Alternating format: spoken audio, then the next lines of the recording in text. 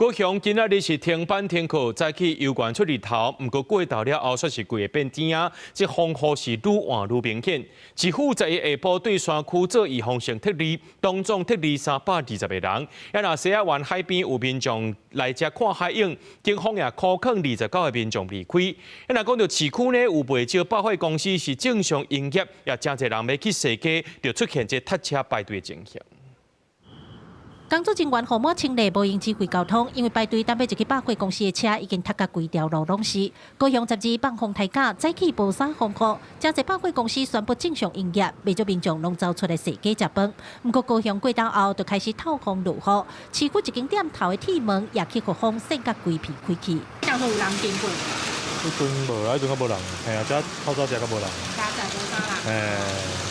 会知影讲咱高雄今仔的天气，遐早起甲下晡差足侪。差足侪。有没有发现说出来风雨变大？没有，因为去吃饭完才发现的。会不会担心？还好啦。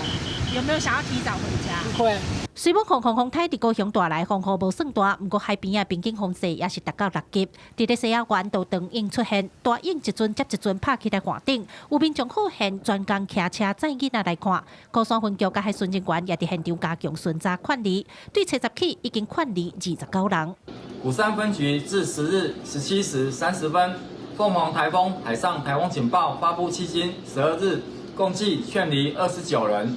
鼓山分局呼吁，依据灾害防救法之相关规定，民众不听劝阻离去，最高可处新台币25万元罚款。台风中心登陆的前后3小时，那风速预计会持续增大，预计有可能达到平均风9级和阵风10级的几率。